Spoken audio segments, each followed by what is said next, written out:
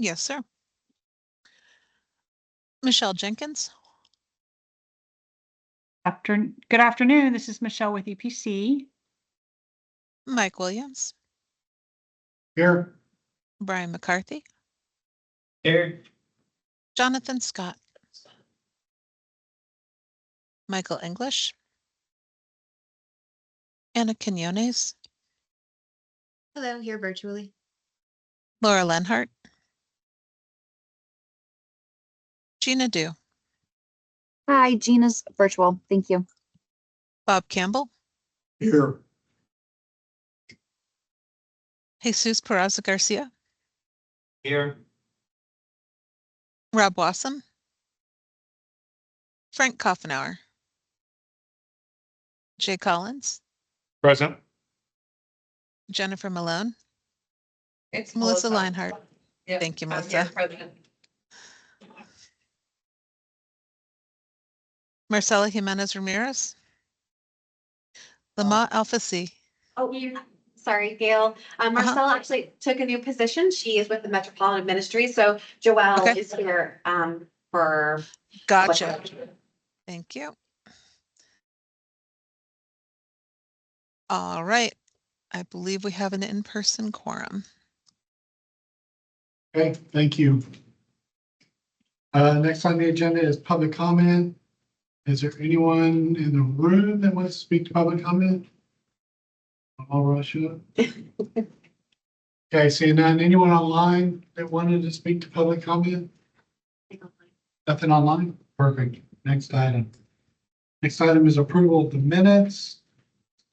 I think Jeff emailed a couple minor changes.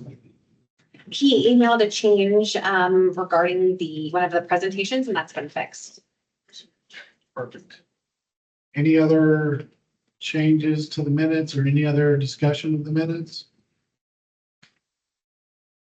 This is Jay Collins, motion to approve.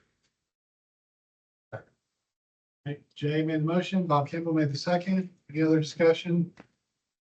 All in favor, say aye. Aye. Anyone opposed? Motion carries unanimously. Okay, next is the action items. First item on the agenda is TIP amendments, hard maintenance site remediation and modernization phase 1 in Hillsborough County, smart network traffic. That's a mouthful. I guess Elizabeth, you're going to be presenting that one. Yes, thank you, Chair. So, yep, there are two amendments for your consideration today. The first is with HART and the second is with Hillsborough County. You may recall that we had an excellent presentation from Raphael last month. So this action is to just include that project into the Transportation Improvement Program so the county can check that box to get the federal funds. So we'll start with the first project, which you are probably very familiar with, which is HART's heavy maintenance facility.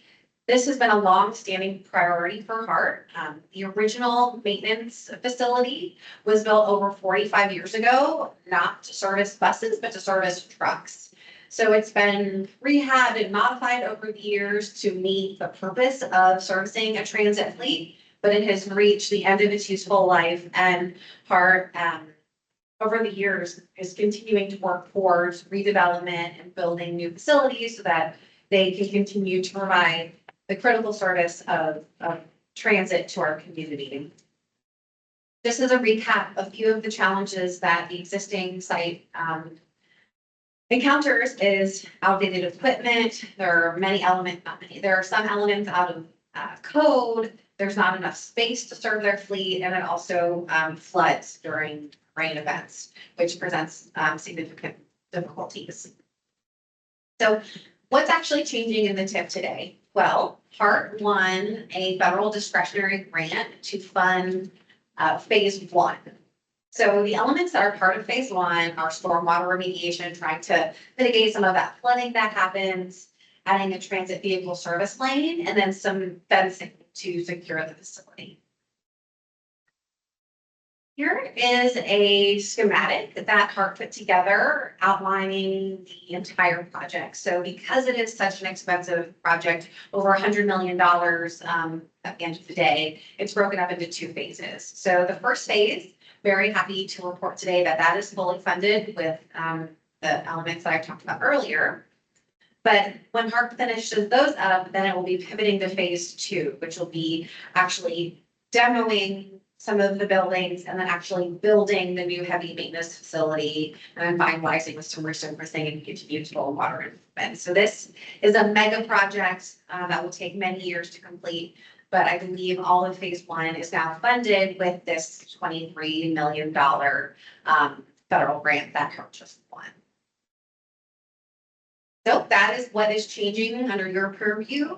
That project needs to be added into the transportation improvement program to reflect that $23 million award. So the park can get that funding and get going with those phase one improvements. The second project is Hillsborough County Smart Network. As you'll recall from the presentation last month, the county won an award to integrate smart traffic technology to improve safety, mobility, and CV readiness along over 40 miles of arterial streets. As Raphael indicated to us last month, it's going to include a variety of improvements, including new traffic signal cabinets and traffic controllers, some new detection systems, and then onboard units to enable transit signal priority for certain buses along certain routes. And then lastly, part of this award will be continuing to work through the regional traffic data exchange with a focus on work zones and taking work zone information and putting that through the app so that if a lane is closed or a detour, that can be proactively integrated into any mapping software. So as vehicles go through, it's just another way to communicate that information. And like the Hart project, what's actually changing in the TIP is that this needs to be added in so that it can receive those federal funds. The recommended action is to recommend that the TPO board approve these two amendments and add them into the transportation improvement program. But I'd be happy to take any comments or questions you may have on those two projects. Okay, any questions? I have a question about the Hart project, and it's more probably mine. Are you just adding phase one to the TIP or phase one and phase two? Just phase one. Okay. And then for phase two, since it's still probably a $75 million project, maybe more, do you think you may be looking to split that up into sub phases at some point? And maybe you don't know at this point, but. No, I think if anything, the subfaces would be what I was listed on there, like first the one building, then will be all one. And kind of like break it down that way. But yeah, at first it was like this big $140 million project, and then they broke it into one and two. Okay. Okay. All right. No other questions from me. Thank you, Elizabeth, for carrying the torch. Yes. I guess I have a question about the bus area as well. Are you still looking at doing EV charging? I see that just on the map. I thought EV was something that was going away. The Hart was looking at natural gas. Hydrogen. Or hydrogen. Sorry. Yeah. Well, I mean, we are keeping our options open. There is a electric bus pilot in the plans for 2028, I think. So we're not precluding any technology at this point.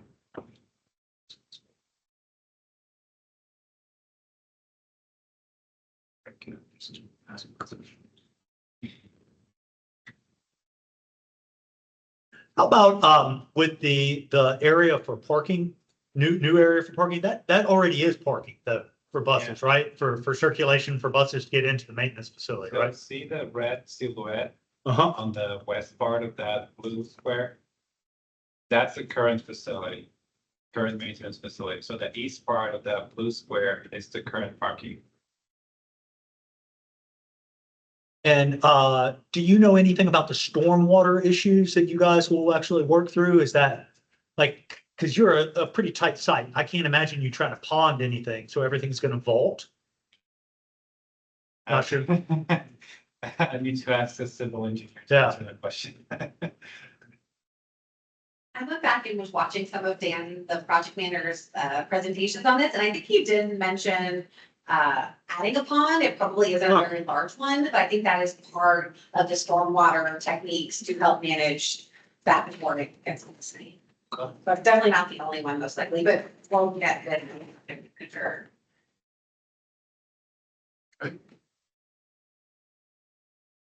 Any other questions?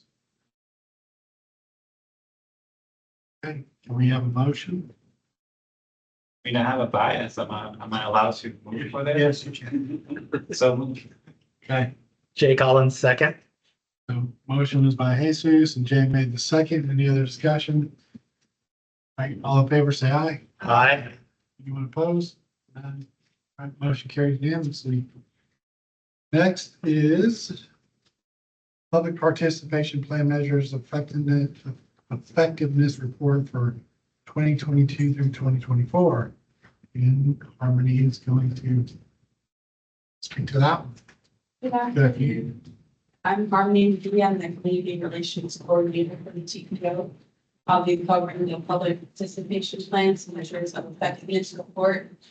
This report covers 3 years, as you've heard, so 2022, 2023, and 2020. So just a little background of the measures of effectiveness. It evaluates public engagement.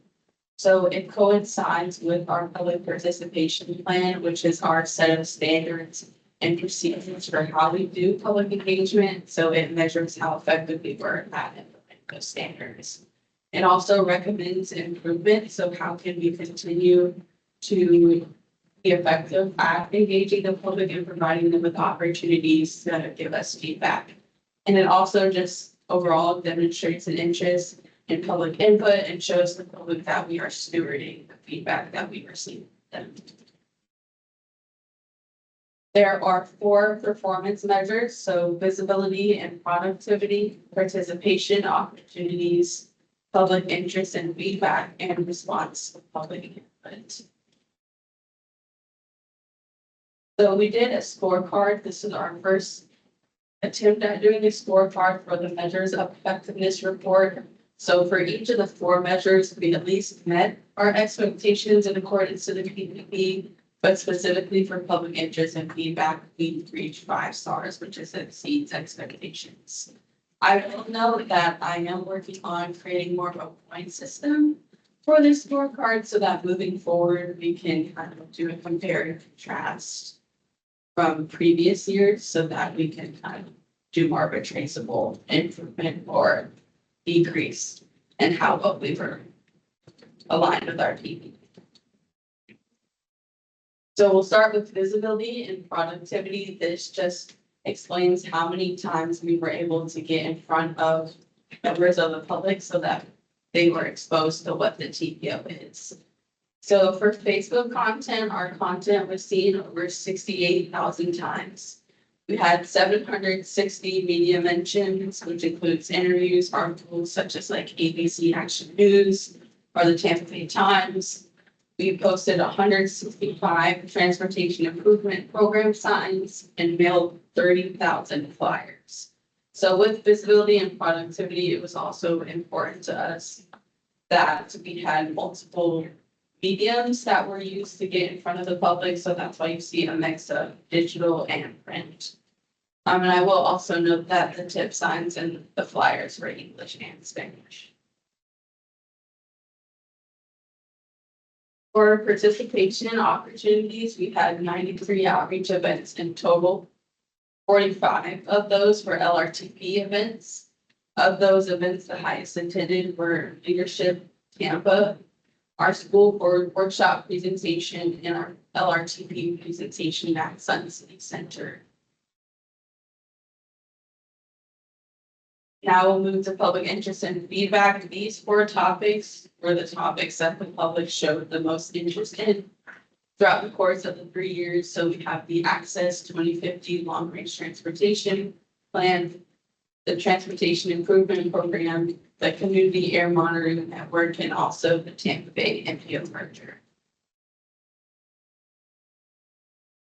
For responses to public input, we segmented these into 3 categories to kind of define different types of responses to public input. So we have recommendations, board actions, and external actions.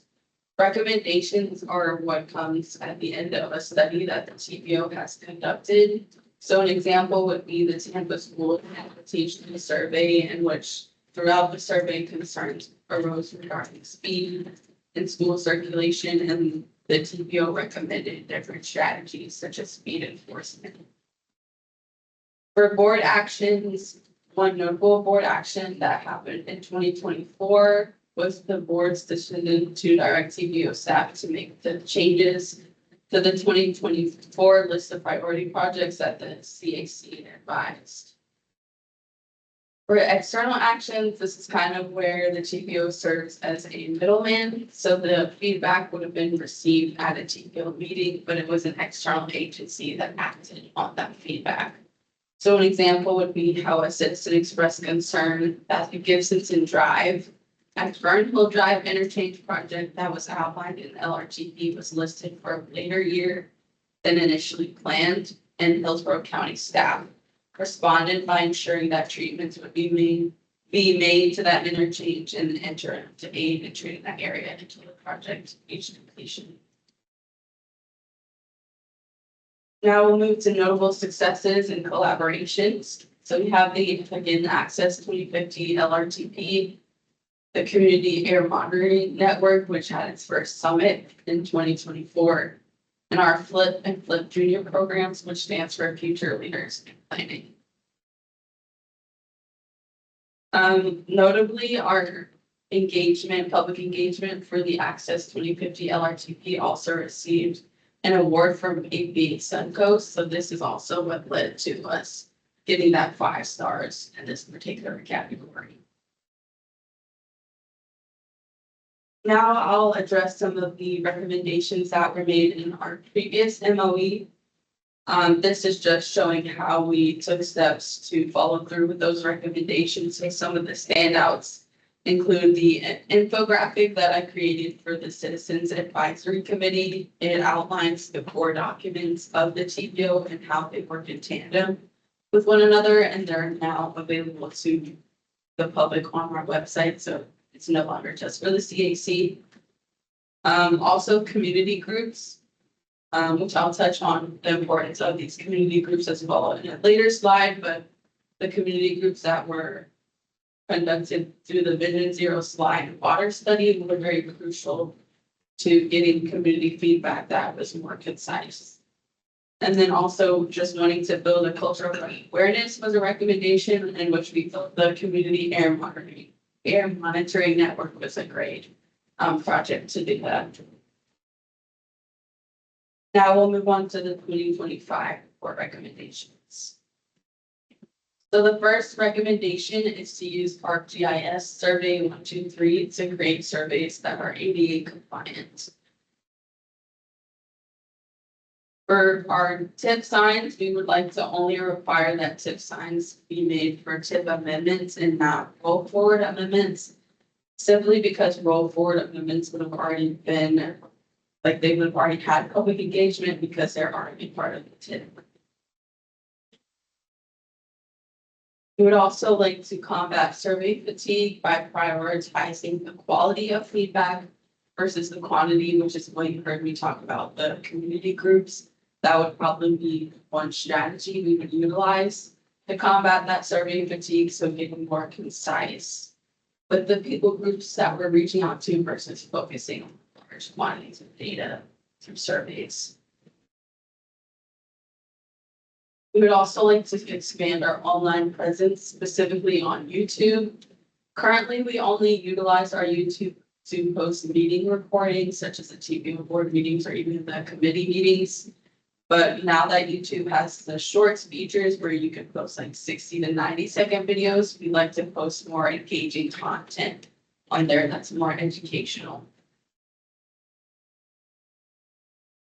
For our committee processes, we would like to do an assessment to ensure that decisions that are being made at the committee level are influential and impactful once they reach the board. In light of the recent storms, we would also like to develop a standard process for postponing meetings so that there's more clarity around what's happening during the storms. So this would also probably be more part of emergency preparedness initiative, but more on the public engagement side. So today's recommended action is that we recommend the board accept the 2025 measures of effectiveness report. And I'd be more than happy to answer any questions. All right, thank you, Mark. Any questions from the group? Just one, Harmony, that was a great presentation. Your measures you gave, the 4-star and 5-star, is that the first time y'all have actually done that in one of these? Yeah, so you don't have anything to judge it against, give it 5 years and see where you, yep, okay, cool, thank you. I have a question for you. How did you come up with what's 4-star and 5-star? Is that like based on the survey? That's something you guys did? Is there criteria? It was something that I did along with some of the leadership and the TBO. I kind of had them review. I kind of did, which is why I wanted to do a point system, but because I changed so much, I couldn't do it. But I did take some of the different numbers from the previous report to see like, did we reach that quota or exceed it? And so I kind of used that to judge whether or not we met expectations. And for the most part, we either performed about on par with all of the numbers that were from last year, or not last year, to the last. Awesome. Okay, thank you. Anyone else? Brian? Yeah, on your visibility and productivity slide, I was just curious to know if those numbers are based on 3 years, or is that your total, or is that kind of an annual average? Those are based the total for the 3 years, but I believe for some of them, I have like an annual average and report like the percentages. I give you look at the totals for it. So do you see that your visibility and productivity, I guess, is you're reaching more people every year compared to 22, compared to 24? I would say specifically with social media, we've seen an increase just because of the new strategies that we're implementing. I would say for like some of the others, it's about on par, like it's not staying consistent, which I will say we did have a change in leadership as far as like our communication strategies. So I would say that that's probably also why we haven't seen more of an increase. But again, now that we have someone new in that role, I think we're gonna see a lot of increase now that we're able to strategize more in that area. And my last question is, what about the website? Do you see any type of increase in website traffic over social media traffic? Website traffic was about standard. I will say we seen better user capabilities in the website just because we had a website update. So it is more ADA compliant, but I would say it's about the same. Different pages were more visited for this one versus last year. Like I think some of the traffic counts were higher visibility than last year. So I think it just fluctuates depending on what the interest is during that time. Thank you. Okay, anyone else? All right, can we have a motion? So it's Jay Collins. I'll make a motion that the public participant plan measures of effectiveness report be recommended for approval to the board. Melissa Meinhardt, I'll second. Okay, a motion from Jay, Melissa seconded. Any other discussion? All in favor, say aye. Aye. Opposed? Motion carries unanimously. Thank you. Next item on the agenda is performance targets for pavement and bridge condition and system reliability. And Connor's here. Oh, Con. Oh, Hunter's back. all right, good afternoon, TAC. I'm Connor Trios McDonald, TPO staff. I'm here to present on the performance targets for pavement, bridge condition, and travel time reliability, also known as system. So a little bit of background into this every performance measure, but so you probably are very familiar with this point, but performance measures are required by the bipartisan infrastructure law most recently. There are two, so I'll be covering 2 of 5 categories of the targets, bridge and pavement condition and system performance. Some of the others you might remember are safety, public transit, assets, so forth. So we initially adopted targets for pavement and bridge condition and system performance in April of 2023. And those are set for 4 years with the option to update them. And they will start now 2023. We're here to 2025, reviewing those targets again. So for pavement and bridge condition, there are several metrics analyzed. So for pavement, it's percentage of pavements on the interstate national highway system in good condition and in poor condition. There's percentage of pavements on the non-interstate national highway system in good condition and in poor condition.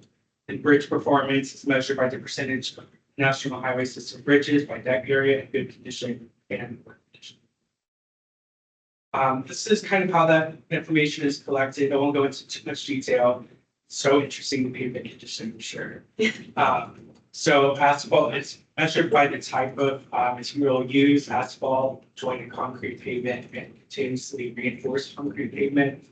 If bridge condition is used, calculated using the bridge inventory.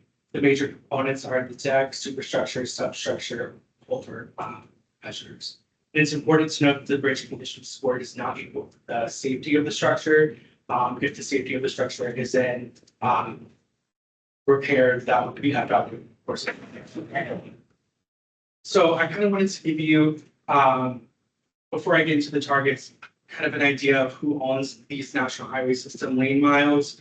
So FDOT, of course, is at 83.2% being the national highway system, followed by the Florida Turnpike, FIA, and some other percentages. So pavement condition, the report card, the percent of interstate national highway system pavements in good condition, we did meet that target. We met all targets. Percent of interstate NHS pavements in poor condition, 0.7. Below would be no more than 5%.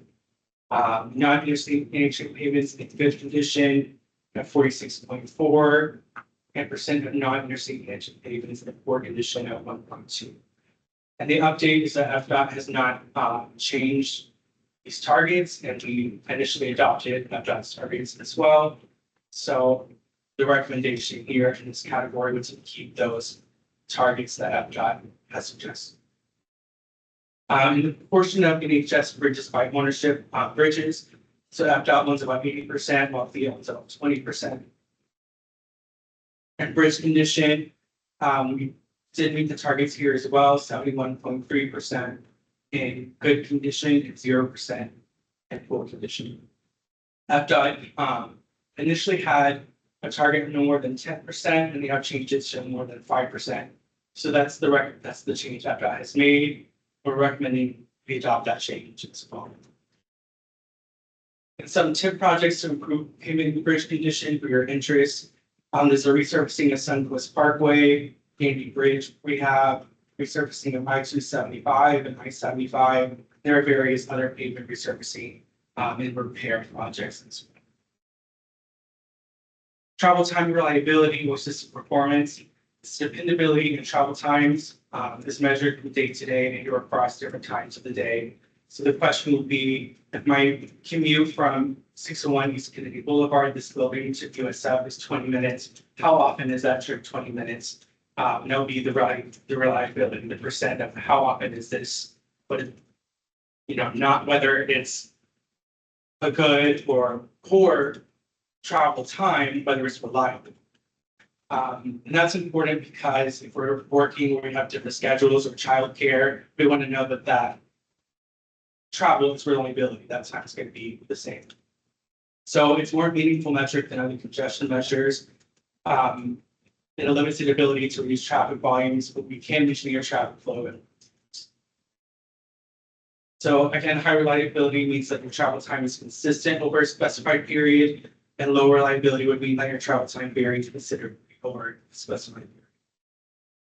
So the report card here, in 2023, we set our own targets, different from FDOT. We set them at the baseline. So this was what the condition was, for the most recent data we had. So we set those targets at 65.6% for interstate reliability. We did meet that target. However, for non-interstate reliability and truck travel time reliability, we did not meet those targets. And FDOT has adjusted their targets to be the non-interstate NHS reliability to be more aggressive, while truck travel time reliability to be less aggressive. What we're thinking here is that we would recommend keeping these targets the same as we did in the baseline year. There's a couple reasons for that. One being consistency from year to year, and we want to make sure that we're not moving that bar just to meet the target. And so there are also some TIP projects to improve reliability, so we view that these will come online. Hopefully we can maintain or reverse the trend of us not meeting those targets. So there's an I-275 frame project, Palm River Road at 50th Street intersection improvement, ITS deployment on Gandy, and Kennedy Boulevard 18S upgrades. So the recommended action today is to recommend the TPO board approve the updated pavement bridge condition target for the percent of NHS bridge support condition. So that's the one change that has made, and maintain the currently adopted system reliability targets. And we're happy to answer any questions or concerns. Any questions? I have a question. Thank you, Connor. Quick question about the reliability. So we're keeping the targets the same, even though we didn't meet them. Is there some like mitigation strategy or? So that's a great question, and it's that's really like a process question that we get into as well. So I view the performance targets informing what the LRTP and the TIPS actually program projects to meet those targets. That's my personal view, but so that's why I included those potential projects in the TIP that hopefully we can mitigate those targets. And the goal there was to just make sure we're not moving the bar to meet that target when we can remain what we viewed as what we can do. And there's no substantial consequence of not meeting the target. It's more of a practice to review, so we're not in trouble with meeting the targets. Okay. And why did the TPO adopt more stringent standards compared to in the previous slide? Right, so we viewed in 2023, if I can recall, we viewed our performance, much different than the statewide average, because we have rural areas and across the state, and in the more urbanized areas like Hillsborough or the city of Tampa. We viewed our system to be a little bit different, so we didn't feel like what FDOT had said would be good practice for us. So as you see, they have more than 75%. Well, we've said, 75% at least, and then 65% when we set that target for ourselves, like you're mentioning, that unique position at hand. We've done that to be more aspirational. So we feel like we're unique from the state average. So that's Okay, thank you. absolutely. Okay, anyone else?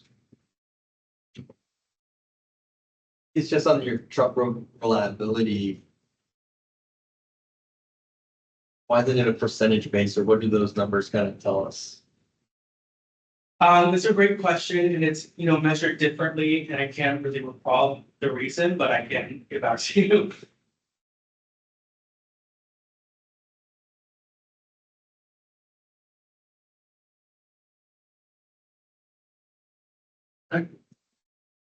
What else? Right, can we have a motion?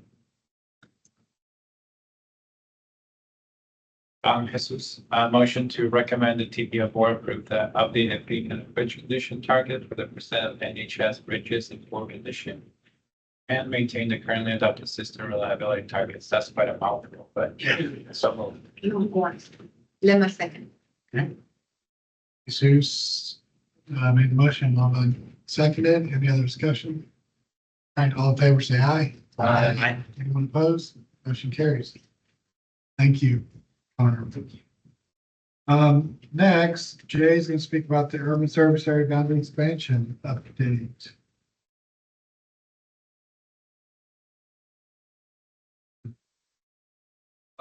Which let's see if I can find it on here. Oh, it's also small. I can't see. It's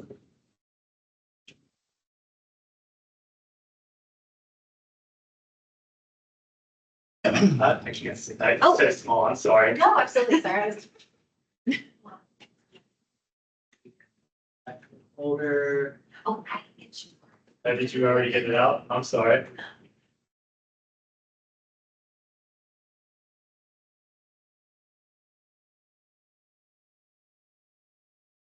Thank you. All right, apologies there. This is what happens when you go from a 32-inch screen to 13-inch screen. All right, Elizabeth asked if I could provide an update on where we are in the board-directed urban service area expansion, sort of a status update. So I'm gonna go through a little bit about where we've been, what we've been doing, and where we're going with it. So one of the first things is what is this and what is, where did it come from? So the Board of County Commissioners actually requested this back in 2023. What they did is they said, all right, so we've got a lot of people coming. We know we don't have a lot of vacant developable land in the urban service boundary. So we need to find appropriate locations to expand the urban service boundary. And they asked staff, planning commission staff, to come back with some geographic areas so that the board could take some action to direct staff. So there were 4 areas. We're going to go through a little bit of them. One of them from the south going up north, Little Manatee South, then the Waimama area, then the Balm area, 2 and 3, and then all the way up to I-4. And the I-4 area is very large. We're going to do a study with it and actually carve it out to something that's a little bit more manageable on it. So March 6th, we gave them all of that information and they directed us to do phase 1. Phase 1, which was actually the board instructed staff to expand the urban service area for Balm and Waimama in 24 and 25, and do so specifically with 2 land uses, residential plan 2 and Waimama Village residential 2. Those land uses already allow up to 2 units per acre on them for 2 homes. So you already have some of that infrastructure that you need in the urban service boundary. You already have water and sewer in these areas. And then also during this time, we were updating the future land use section. And the future land use section's Blue Objective 1.1 talks specifically about urban service area boundary. And there's also what is called an urban expansion area. We'll talk a little bit about that and some of the direction that the planning commission gave staff to give to the Board of County Commissioners at our hearing that we had just last week. So we talked a little bit about 500,000 additional people that we have. 80% of growth is supposed to be directed into the urban service boundary. So 400,000 people over the next 25 years into unincorporated county in that urban service boundary. We're in the city of Tampa, city of Temple Terrace, city of Plant City, all of which are considered part of their own urban service area. And then you also see the additional jobs that we expect over that same amount of time. So a little bit about what do we have? So we're looking at about 50,000 total acres that we have still that are available within unincorporated Hillsborough County in the 3 cities for vacant developable land, or vacant or redevelopable land that we have within the urban service boundary.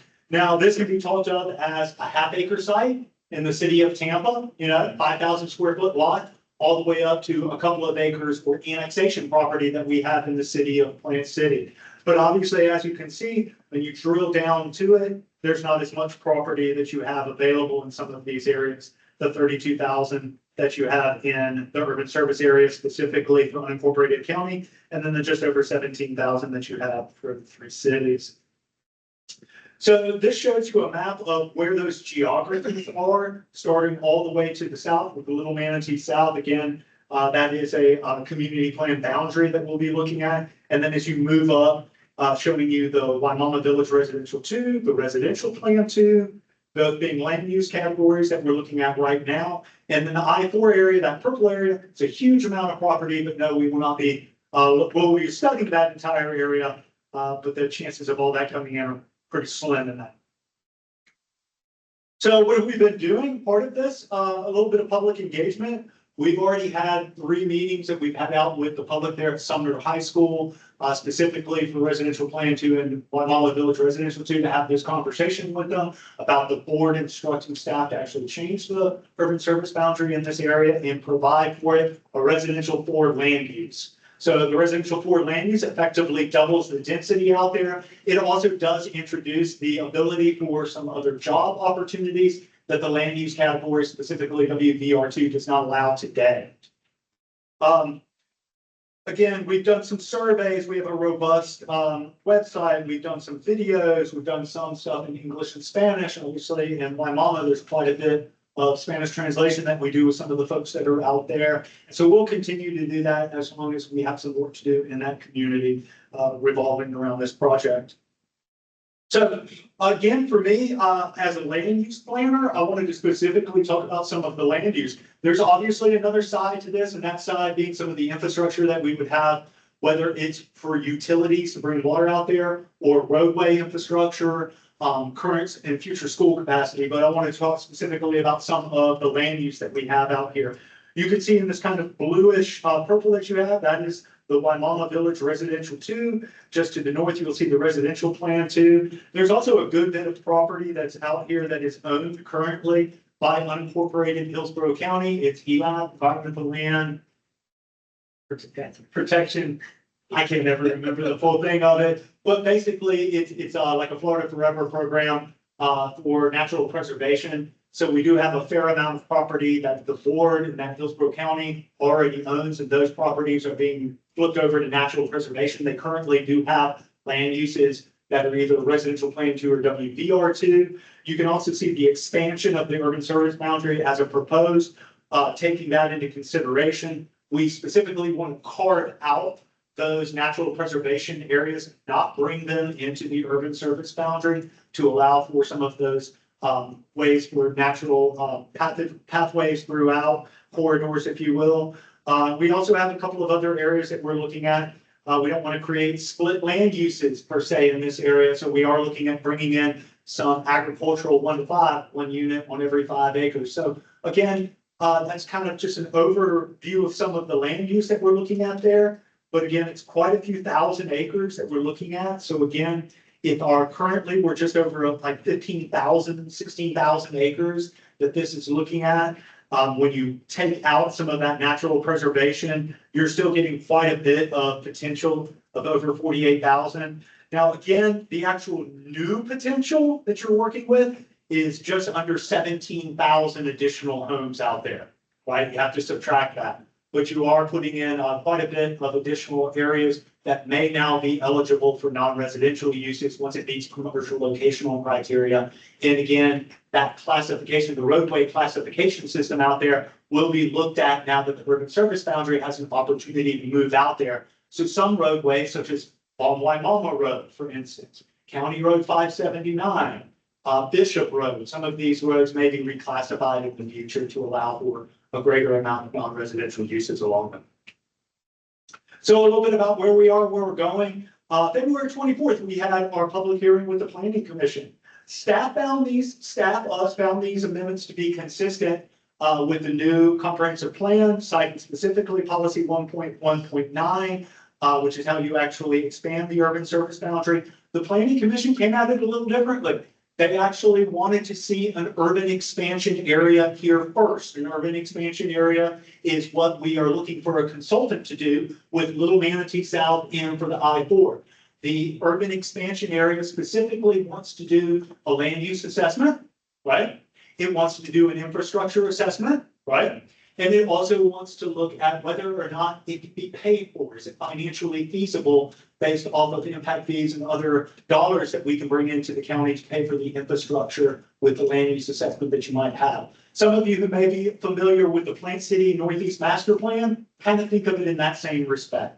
So, Board of County Commissioner Transmittal, March 13th, again, the transmittal hearing goes to the state for review. It also at that time is opened up to the Florida Department of Transportation, Tampa Bay Water, Environmental Protection Commission, and other regional entities that would be reviewing what we as staff or the board takes action on. So again, staff asks for other agencies in Hillsborough County, whether it's development services, community and infrastructure planning, and others to review that.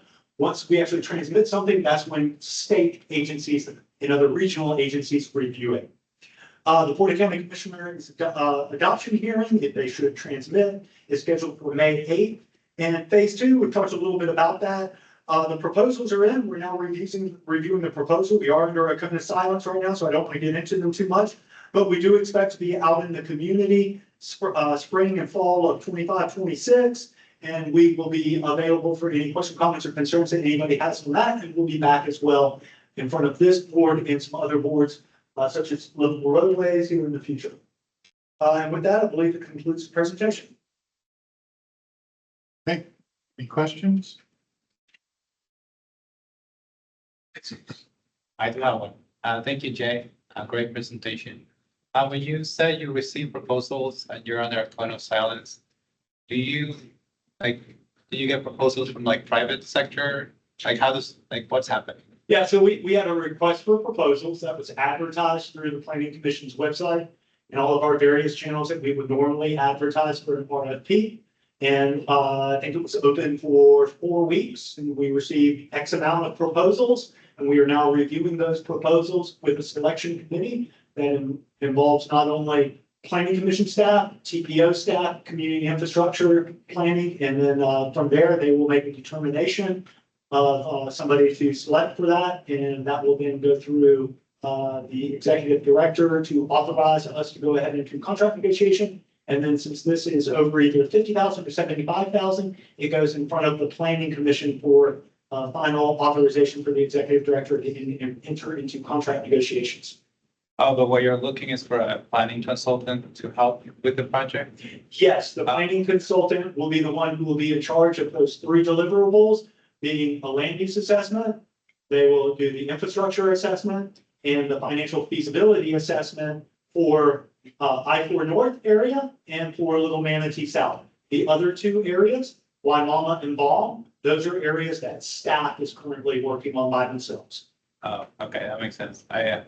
I thought it was an RFP for like private development and I got confused, but. Well, it's consulting services that are doing it. So it's not like Lennar Homes or anything. You ask for a planning firm Okay, to do it. makes sense. You know, like the Nesh did not apply. So I can say the Nesh, if you know of that firm, right? So that type of firm actually applying to do your proposals.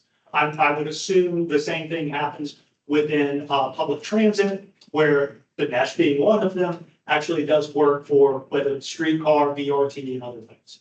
Okay, thank you. Right. One of your slides mentions about reducing the overall non-residential potential and then increasing the residential density potential. Yeah, Wish this. I'm assuming the county public works and DOTs, I know there's already traffic issues down in South County. Are these other agencies prepared for that type of growth, I guess, that would be involved with this? yeah, I think that's the $25,000 question, the 800-pound gorilla in the room. One of the things, obviously, for us is we always put the highest amount of density or intensity that the land use will allow. So when you actually go through a rezoning, that rezoning will actually get down to the nuts and bolts of what they are going to do with the site. Are they going to build on a site that they're going to build a 25,000 square foot facility, even though the land use would allow for 150,000 square foot facility at that time? Then subject to the amount of density and intensity, they might have to do their own transportation analysis at the rezoning level. So Where we are is at that 30,000 foot level. By all means, yes, we do need to have some infrastructure assessment, but the specifics of how that infrastructure will actually be built, where it will be built, and how it will interface is pretty much the next step in this process. Great, thank you. Mhm.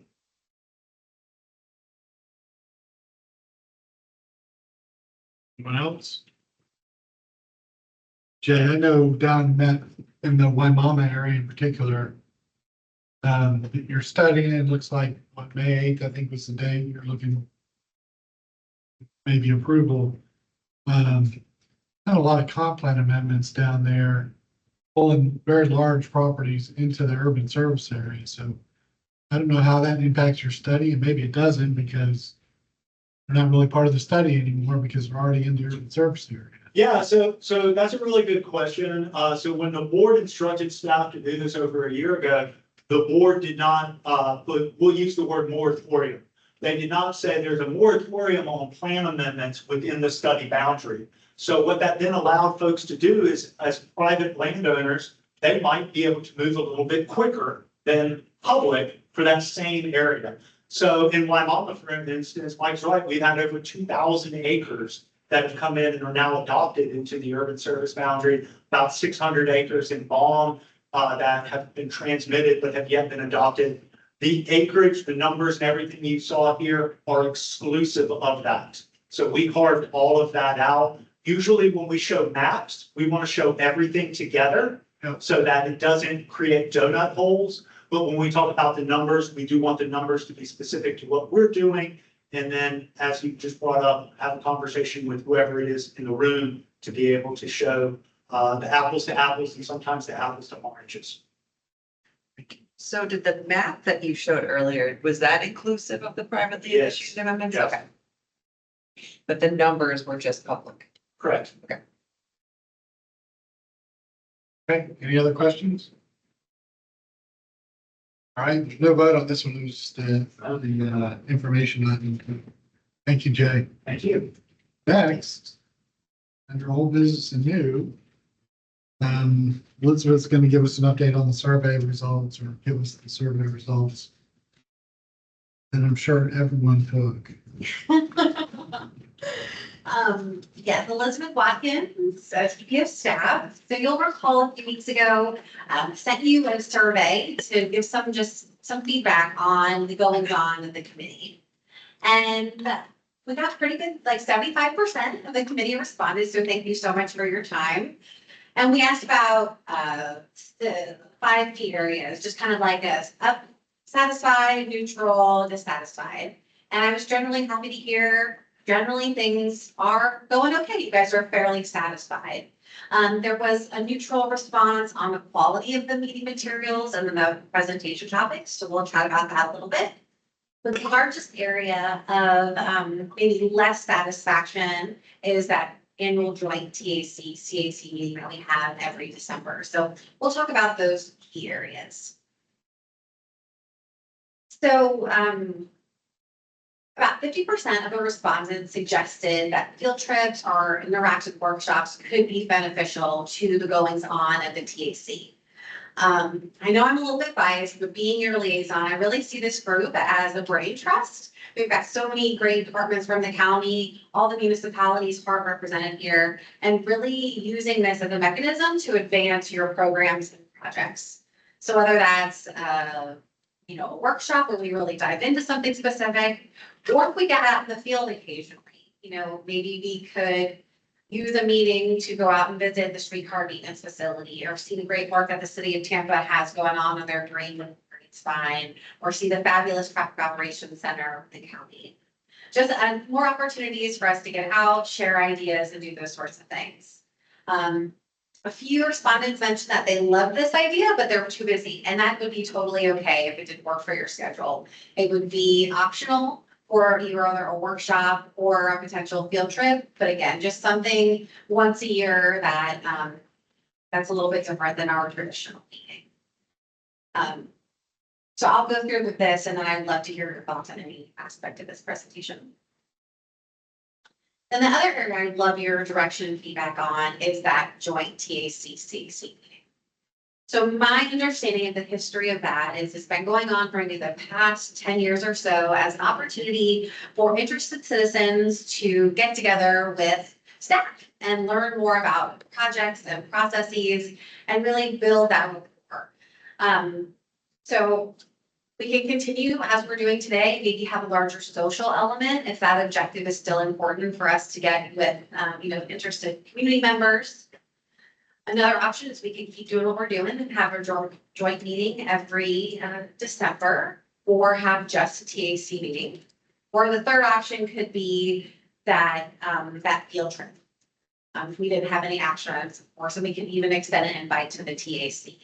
So just kind of wanted to raise that for the committee's awareness of this is an opportunity maybe we could tweak. Just get your feedback on that. And then my last slide is just to recap a few other pieces of feedback from the survey. A number of folks emphasize the importance of in-person attendance and the great questions that are being asked and sidebar conversations. So just wanted to elevate that. Thank you. I know it's a big commitment once a month to come to the county center, but in-person attendance is valued, not just from a forum perspective, but also in sharing ideas and helping each other out as we advance our goals in the county. I also want to start setting up a pipeline of presentation requests. So you directed me in December to work with Jay to get an urban service presentation, which was fabulous. Two other ideas that were identified through the survey is getting a presentation about signal timing and other planning coordination that happens whenever those types of upgrades happen. So I'll be working on that to work that into your agendas, as well as a request to get with Swift Mud to talk about their water control structures and the impacts to any kind of surface transportation, roads, transit, that sort of thing. So if you have any presentation requests, send them to me and I will work them in. The last piece of information I thought was helpful to bring up is a couple of people mentioned that you would appreciate the presentations to presenters to be in person, to keep the presentation shorter and more engaging, and maybe even use the videos. Harmony mentioned in her presentation today using that. So we'll continue to keep that in the back of our heads as your staff, as ensuring that the presentations meet your expectations. So that was just a recap, but I would love any direction from the committee informally on how you feel about these different engagement options. And probably most importantly, if you have any direction about the TAC-CAC meeting. Okay. Jay? So nothing on the TAC-CAC off the top of my head, but for the idea of field trips, which I actually like, I didn't put that in there, but I thought that's a good idea. What about the idea of opening it up to other committees? Because then today we barely met quorum, right? So if you end up, spending all this time to actually get a field trip together, but you only get 3 or 4 people who can show up to it, if it could be all of the TPO committees with the idea of saying, you're all going to see or have seen this project or this process. So why don't we all actively go? And that way, if it's only 2, 3, 4 people from each committee, then they go. And those 2, 3, 4 people could then, under old and new business, be able to say, hey, we went, this is what we saw, this is, this was great, or this wasn't great. Just thought. That's a great suggestion. We could certainly extend the invite to other committees and they could bring that back. So certainly, thank you for that. Okay. Anyone else? I agree with what you suggested. I agree. Oh, you agree with? I really want to go swimming at the heavy maintenance facility in a thunderstorm. Yeah. Anytime. Right, I'll speak to the TAC-CAC meeting. I thought it was a disaster this year, and that's not your fault. I think the CAC and the TAC are just kind of coming at things a lot differently. There's a lot of things that I feel like TAC kind of got it already from the presentations. And there was a lot of questions and a lot of, in my mind, things that weren't helpful for the TAC the CAC asked. And it didn't feel like it was a good use of our time. That's my personal opinion. Hasn't always been that way because I've been on this committee for a while in years past. It was smoother and better, but so I don't know what changed this year. Maybe it was the topics. I don't know. But I personally didn't think it went that well. And honestly, you know, I had to leave after 2 hours and the meeting was not even close to being over, just because I had another appointment. So that's my thoughts. I don't know if anybody else. The length was very long. Yeah, I remember it took like 3 hours at camp. Around that time. yeah. It was very long. Okay. So this is one of the biggest challenges. And I will say Sarah's got her hands full. I'll leave it at that. Fantastic job. She did. You're gonna say something. No, yeah, I agree with Mike. I don't remember 2023 all that well, but it did go better than 2024, 2 months ago. 2 months ago felt like it was just 2 meetings happening in the same room. You know, they press pause on one, played in this meeting, phrase, you know, like it didn't feel joint. 23 maybe felt better because I don't think we did one. Oh, we didn't? That's why. It was that presentation, I think, right, with the presenter with the from Oh, the guy from Orlando. Orlando or Miami, someplace. Yeah, the traffic engineering guru. Yeah, I can't remember, but you're right, there was Yeah, not a Neil. meeting in 2023. I guess on the flip side, I actually had a chance to talk to some of the CAC after the meeting to kind of understand a little bit about what they do, and I found it to be a little bit beneficial for me personally. But I do agree that their committee seems to have, I don't know if that each meeting is like that, but it did seem very Dysfunctional. maybe exciting between the chair and their committee members. Lively. Lively. Yeah, that's a good line. That's kind. What I think I'm hearing is, in December, maybe we'll continue, maybe we'll just have a TAC meeting. Or if there are no action items, maybe we could shoot to have that workshop, our field trip. I need to go back and talk with my counterparts to make sure that that's okay, but is that generally an okay direction for y'all? We'll report back to you in August. If we don't have any action items, we'll plan to do a workshop or a field trip, but if we do, then we will have a standalone TAC. Is that okay? Yep. Yeah. Okay.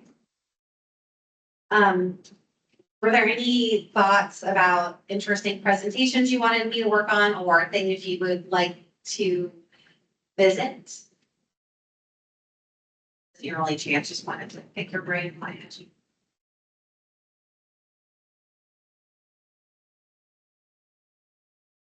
Well, I have enough to get started with. I'll plan to continue to do this survey annually, just to kind of check the pulse, see if there's anything we can do to better serve the committee, but I appreciate your time. Thank you. Okay, is there any other new or old business anybody wants to bring up?